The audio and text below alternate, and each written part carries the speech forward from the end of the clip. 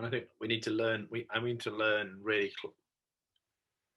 need to know on a very high, profound level the difference between personal ministry and corporate ministry as well. Because I think there's a tendency. I'm speaking to you all now in the seminary.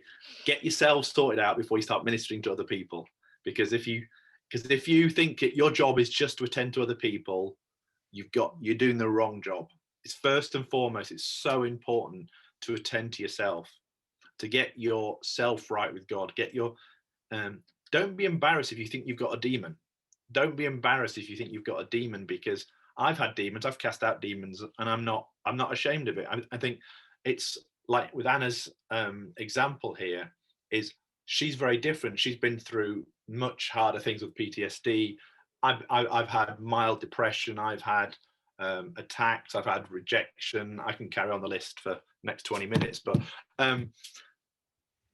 there are important things for us to understand generally about deliverance ministry. There are important things for us to learn about trauma in general. It's really important, and important things to learn about in theology. But we actually need to treat each person as an individual, starting with ourselves.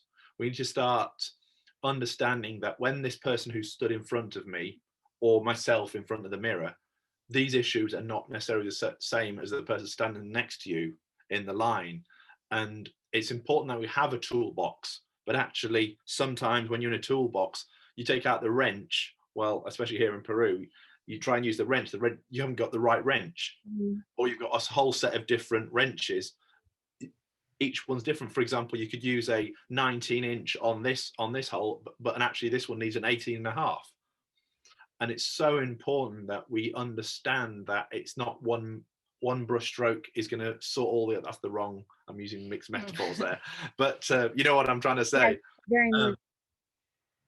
And I think it's so important that we're wise and we wait. I mean, I can remember times in our own life. Going back to 2005. I remember when we come from a conference in Canada before we came to Peru on our internship, and we knew exactly what we were doing. And I remember doing a ministry session, and that was such an important ministry session, because I think we did every single thing wrong, because we made presumptions. Yeah. We presumed the person that was manifesting demons needed our help, but she was just trying to get attention. We already knew what was happening. We knew exactly. We'd studied all this. We'd learned all this in Canada. We thought we knew. Yeah, No, I'm saying in the time we knew it. we thought we knew it. Yeah. We thought we knew it. We didn't. And actually learning from that. And I remember the missionary who was guiding and mentoring, talking to us and sitting down and saying what went wrong there. And I think it was not taking each situation on face value. It was going in with a presumption. And also I think things within our own hearts as well, things that we want to happen. I know at times I've prayed for people. I want things to happen, and then nothing happens. And then the moment I say, God, I'm sorry, the moment I confess and say, Lord, actually, I want your will. Sometimes between gritted teeth, Lord, I want to do your will. I want to at least. Yeah.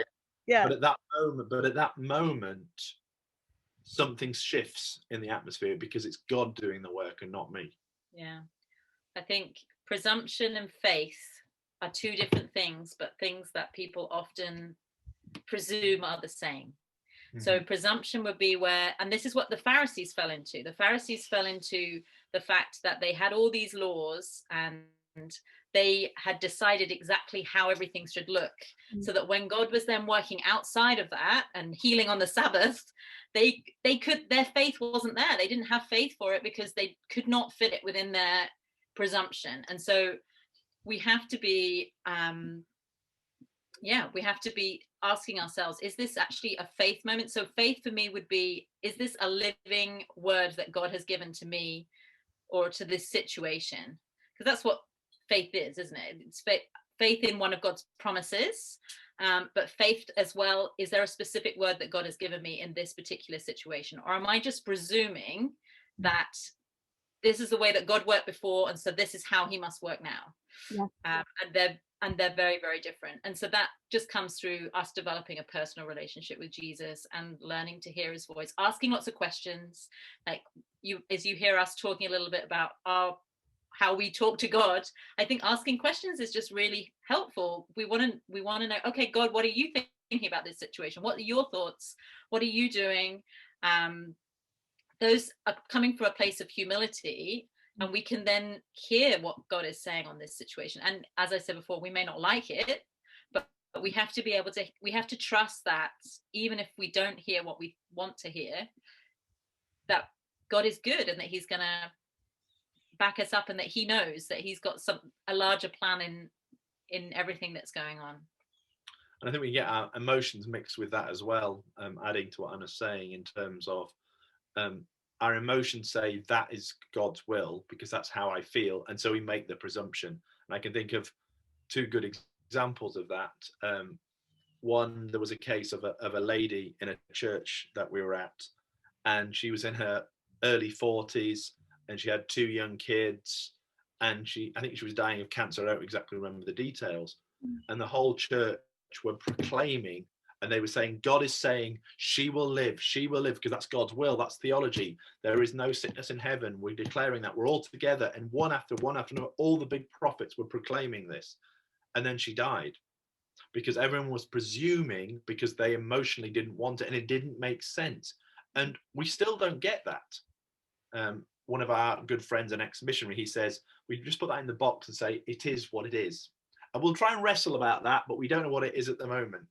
And I think that's the case sometimes, and I mentioned it earlier, sometimes we don't get it, and it's sometimes the one thing we don't want, but it's like, can we be obedient to the word if we don't want?